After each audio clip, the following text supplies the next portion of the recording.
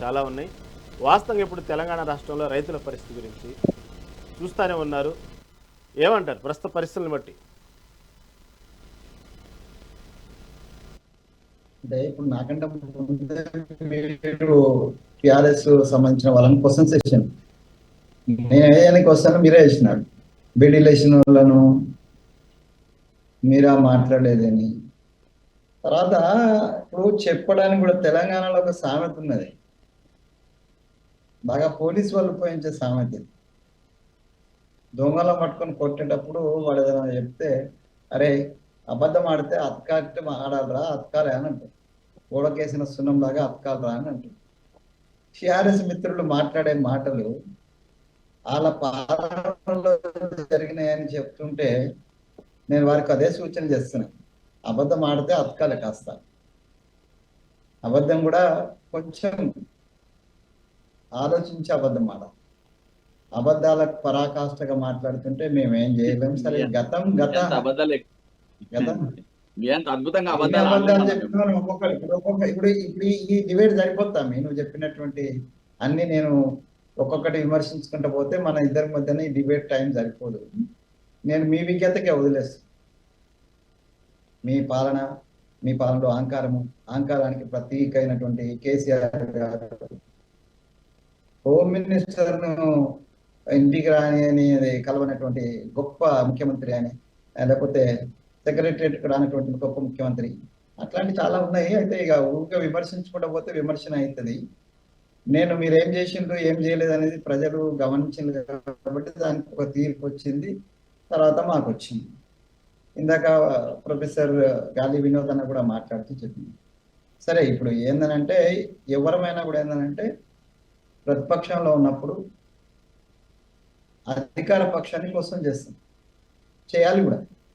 అసలు ప్రతిపక్షం ఒక పనే అది. ప్రతిపక్షము ప్రజాపక్షంగా, ప్రజా గొంతుగా, ప్రజకు ఏ ఇబ్బంది ఉన్నా కూడా, అది చిన్న ఇబ్బంది అయినా పెద్ద ఇబ్బంది అయినా క్వశ్చన్ చేస్తుంటే అధికారంతో ఉన్నటువంటి అధికారంలో ఉన్నారు. అధికారం అనేది ఒక మదం అండి. అధికారం మదం అంటారు, కృష్ణారెడ్డి అన్నకు తెలుసు. అధికారం అనేది ఒక మదం. దాంతో కళ్ళు బయలుగా పోతాయి. ఎప్పుడు దాన్ని ముళ్ళుతో పొడుస్తుండాలి. పార్టీలకు అతీతంగానే నేను చెప్తున్నా. ఏ ప్రభుత్వం ఉన్నోడు దాన్ని ముళ్ళుతో పొడుస్తుంటేనే అది అట్లాంటి విమర్శకులు, లేకపోతే అనలిస్టులు, లేకపోతే ప్రతిపక్ష నాయకులు, ప్రజా సంఘాలు మాట్లాడుతుంటే ఎక్కడెక్కడైతే లోపాలు జరుగుతున్నాయో ఆ లోపాలను సరిదిద్దుకొని ముందుకు పోయేటువంటి అవకాశం ఉంటుంది. అట్లా గతంలో మేము కొట్లాడి గమ్మత్ ఏందనంటే వినోదానికి తెలుసు, కృష్ణారెడ్డి అన్నకు తెలుసు, ఈ సత్యం కూడా తెలుసు. కేసీఆర్ అయినా 10 ఏళ్ళు కొట్లాడింది మేము. టీవీ ముందర కూర్చున్నాం. 10 ఏళ్ళు కొట్లాడినోడు వచ్చి మంత్రులైన్లు, ముఖ్యమంత్రులు అయిపోయింది, అన్ని అయిపోయింది. సో ఇక దాని గురించి మాట్లాడితే అది ఇక రామాయణం భారతాలు కూడా పనికిరావు. అట్లా ఉంది మా కాంగ్రెస్ లో మా ఇంటర్నల్ పరిస్థితి కూడా. కొట్లాడినోడు ఎప్పుడు కూడా, ఆ కేసీఆర్ అప్పుడు కూడా అంతే, ఆయనతో కలిసి కొట్లాడిన ఆ వినోదం కూడా ఉన్నాం. బహుశా కృష్ణారెడ్డి అన్న కూడా ఉన్నట్టుంది. సో కేసీఆర్తో లేకపోయినా ఉద్యమంలో ఉన్నాం. సో ఉద్యమంలో ఉంటే ఏమైంది, ఉద్యమం అయిపోయిన తర్వాత మా పరిస్థితి ఇకనే ప్రతిపక్షంలో కూర్చుంది. ఇప్పుడు స్వపక్షంలో నుండి ప్రతిపక్షంలో కూర్చున్న పరిస్థితి ఉంది. నేను ఏవేవైతే చేయలేదు, 2500 రూపాయల విషయం కావచ్చు, లేకపోతే ఎన్హాన్స్మెంట్ ఆఫ్ అది కావచ్చు, ఈ అన్నిటికంటే ముఖ్యంగా ఒక ఎడ్యుకేషనిస్ట్ గా అన్నిటికన్నా ముందు నేను గత 3 నెలల 4 నెలల నుంచి పదే పదే మా ఉప ముఖ్యమంత్రి గారిని క్వశ్చన్ చేస్తున్నాను. అయా రియంబర్స్మెంట్ ఇవ్వండి, విధి విధానాలు కొత్త వచ్చేదాన్ని తర్వాత చేద్దాం, కానీ ఇప్పుడున్న క్లియర్ చేయండి.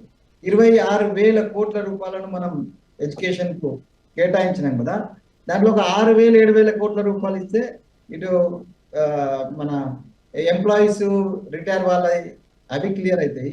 ఒక 5,000 కోట్ల రూపాయలు ఇస్తే ఇటు రియంబర్స్మెంట్ క్లియర్ అవుతుంది. రియంబర్స్మెంట్ లో కూడా ఒక ప్రాసెస్ చెప్పిన నేను, మా నరేందర్ రెడ్డి గారికి చెప్పిన, చాలా బాగుందన్న మీరు చెప్పిన. ప్రొఫెషనల్, నాన్ ప్రొఫెషనల్ ఉన్నాయి. సో ప్రొఫెషనల్ కాలేజ్ యొక్క సంఖ్య 20%, non professional 80%, and the reimbursement is 80% for the professional and 20% only for the non professional. ఇవన్నీ కూడా జూనియర్ కాలేజ్, డిగ్రీ కాలేజ్ ఇట్లా విభజన చేసి సజెషన్ కూడా చేస్తున్నాం. సో ఈ మధ్యన వచ్చిన ప్రకటనలు మనం చూస్తున్నాం. కొంత త్వరలోనే ఈ డ్యూస్ అన్నిటి కూడా క్లియర్ చేస్తామని అన్నారు. కొత్తగా కొన్ని రూల్స్ పెట్టినారు. సో డెఫినెట్ గా రైతులకు సంబంధించిన సమస్యల విషయంలో ప్రతిపక్షాలు లేవనెత్తేటువంటి అంశాలను డెఫినెట్ గా ప్రభుత్వం పరిగణలోకి తీసుకోవాల్సింది.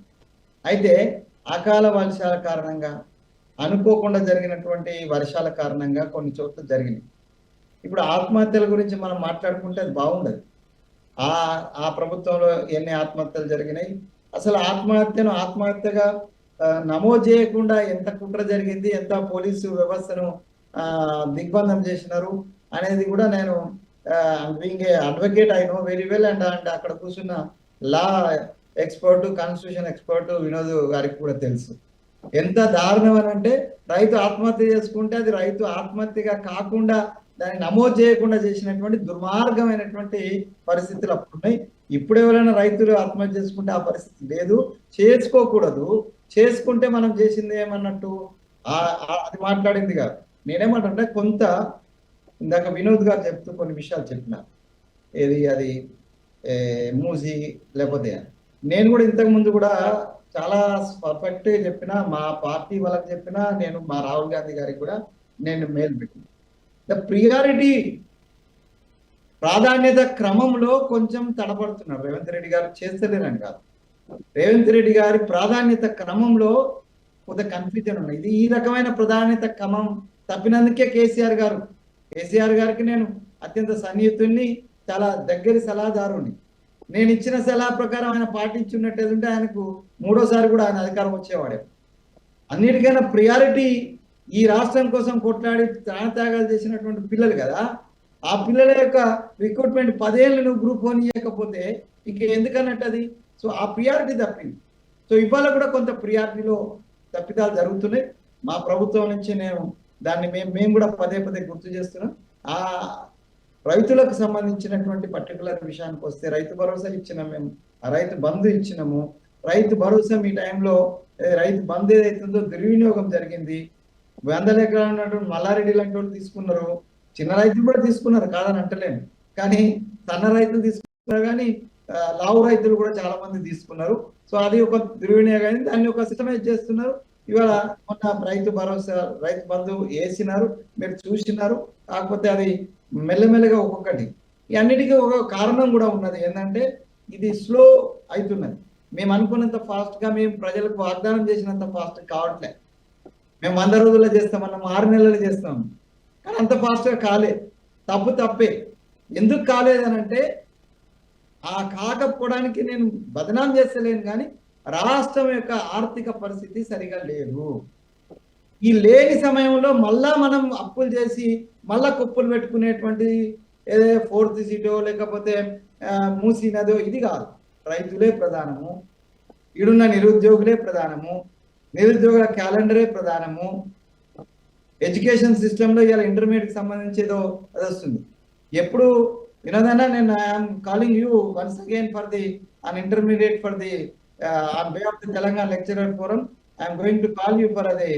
కృష్ణారెడ్డి అన్న, మీలాంటి వాళ్ళు కూడా బీజేపీ నుంచి కూడా రండి, టిఆర్ఎస్ నుంచి కాంది. ఇంటర్మీడియట్ అండ్ దీన్ని మిక్స్ చేయడం అన్న కేంద్రం యొక్క ఒత్తిడి వల్ల జరుగుతున్నటువంటి దాని మీద మనం చర్చిద్దామని చెప్తున్నాం. చర్చ లేకుండా ఒక సమానంగా అది మేము వినోద్ గారిని గతంలో పిలిచిన ఆకునూరు మురళి గారి ఇచ్చినటువంటి రిపోర్ట్ మీద, అది రిపోర్ట్ కంటే ఎక్కువ ఏంటంటే అది data collection, that is more data collection. దాంట్లో రికమెండేషన్స్ కొన్ని, కానీ ఆ రికమెండేషన్ చేయని రికమెండేషన్ మీద కూడా ఆయన మీద నెత్తి మీద రుద్దింది. ఇప్పుడు ఇంటర్మీడియట్ బోర్డు రద్దు అనేటువంటిది ఎక్కడ కూడా నేను చదివిన పేజ్ నెంబర్ 100 to 114 ఇంటర్మీడియట్ విద్య గురించి వచ్చింది. ఎక్కడ కూడా ఆయన ఇంటర్మీడియట్ బోర్డు రద్దు అనలే. కానీ ఇవాళ ఇంటర్మీడియట్ బోర్డు రద్దు అనేటువంటిది ఆకునూరు మురళి మీదనో లేకపోతే వీరి మీదనే వేస్తున్నారు. Actually that is the force from the NEP నుంచి వచ్చినటువంటి ఫోర్స్ అది. సో ఇవన్నీ కూడా కొంత అవగాహన లోపము, అనుభవ రాహిత్యం ఉండొచ్చు, అవగాహన లోపం ఉండొచ్చు. దీని కారణంగా కొంత ఇబ్బంది జరుగుతున్నది. ఆ జరిగింది వెంటనే మీరు దృష్టికి తీసుకొస్తున్నారు. ఆ తీసుకొచ్చినటువంటి వాటిని మేము సరిదిద్దుకుంటాం. తప్పనిసరిగా రైతుల పక్షాన నిలబడతాం, విద్యార్థుల పక్షాన నిలబడతాం. ఇది ఇంకోటి ఏంటంటే, మీరు కేసీఆర్ ప్రభుత్వం లాగా లేకపోతే ఇంకొక మమతా బెనర్జీ ప్రభుత్వం లాగా 1 man షో కాదు మాది. మాకు సమిష్టి నిర్ణయం ఉంటుంది, మేము క్వశ్చన్ చేసేటువంటి హక్కు ఉంటుంది. నేను అధికారంలో లేను, నేను అధికార పొజిషన్ లో లేను, but I can question my government, my CBM, my CM I can question. So ఆ స్వేచ్ఛ మా పార్టీలో ఉంటుంది. సో ఈ ప్రతిపక్షాల నుంచి, ప్రజా సంఘాల నుంచి, మేధావుల నుంచి వచ్చేటువంటి సూచనలు డెఫినెట్ గా మేము మీ మీడియా ద్వారా, మీ ద్వారా, మెగా టీవీ ద్వారా నేను వాగ్దానం చేస్తున్నా. డెఫినెట్ గా ఇంతకు ముందు నేను మాట్లాడిన అనేక విషయాలు సాల్వ్ అయినాయి, అనేక విషయాలు నేను సొల్యూషన్ చూపించగలిగిన. సో అలాగే ఇది కూడా డెఫినెట్ గా సొల్యూషన్ కోసం ఆ దిశగా తీసుకెళ్తాము. మేము కూడా మాట్లాడతాము. కొంత బాధాకరమైనటువంటి అంశాలు ఉన్నాయి, కానీ టిఆర్ఎస్ మిత్రులు కేటీఆర్ గారు, హరీష్ రావు గారు గగ్గోలు పెడుతున్నట్టుగా, లేకపోతే దుమ్మెత్తి పోస్తున్నట్టుగా, బట్టగాసు మీదేసేటువంటి ప్రయత్నం చేస్తున్నట్టుగా అయితే లేదు. ఓ ఎగ్జాగరేషన్, సోషల్ మీడియాలో ఎగ్జాగరేషన్ ఉన్నది. లేకపోతే రైతులు లైన్లు అప్పుడు కట్టిండు, ఇప్పుడు కట్టింది. రైతులకు అకాల వర్షాలు అప్పుడు వచ్చినాయి, ఇప్పుడు వచ్చినాయి. రైతుల ఆత్మహత్యలు అప్పుడు జరిగినాయి, అంతకంటే ఇప్పుడు కూడా జరుగుతున్నాయి. ఆంతో పోలిస్తే తక్కువ జరుగుతున్నాయి. అది ఆ ఒక్కటి కూడా జరగవద్దు అనేది నా ఉద్దేశం. అప్పుడు మాత్రమే ఇచ్చిన విధానానికి అర్థం ఉంటది. మేము ఇచ్చిన రైతు భరోసా, రైతుకు సంబంధించినటువంటి రాహుల్ గాంధీ గారు వచ్చి పెట్టినటువంటి సభ, ఇలా మీరందరూ కూడా రాహుల్ గాంధీని క్వశ్చన్ చేస్తున్నారు. సో రాహుల్ గాంధీని క్వశ్చన్ చేస్తే నేను రాహుల్ గాంధీ యొక్క టీంలో ఉన్నోడిని నేను కూడా డిఫైన్ చేయలేనటువంటి దౌర్భాగ్య స్థితి వస్తే it is shame on part of our government. Definitely it shame on part of my self also, because I'm a team member of the Rahul Gandhi. Rahul Gandhi ఏం వాగ్దానాలు చేసిండో వరంగల్ సభగా, ఆ వరంగల్ నాది, ఆ ఆర్ట్స్ కాలేజ్ స్టూడెంట్, నేను ఆ ఆర్ట్స్ కాలేజ్ స్టూడెంట్ను. ఆ సభ సాక్షిగా ఏమేమి వాగ్దానాలు చేసినామో మాకు గుర్తుంది. వాటిని అన్నింటిని కూడా కూలంకషంగా చర్చిస్తాం. డెఫినెట్ గా పాజిటివ్ గా ప్రతిపక్షాల విమర్శ అయినా దాని నుంచి ఏదైతే పాజిటివ్ ఆలోచన వస్తుందో, పాజిటివ్ సజెషన్ వస్తుందో దాన్ని తప్పకుండా మేము ఇంప్లిమెంట్ చేస్తాము. ప్రజలకు తీర్చడానికే మా ప్రభుత్వం వచ్చింది, దానికి కట్టుబడి ఉన్నాం. కొద్దిగా ఆలస్యానికి మేము ప్రజల నుంచి క్షమాపణ కూడా కోరుతాం.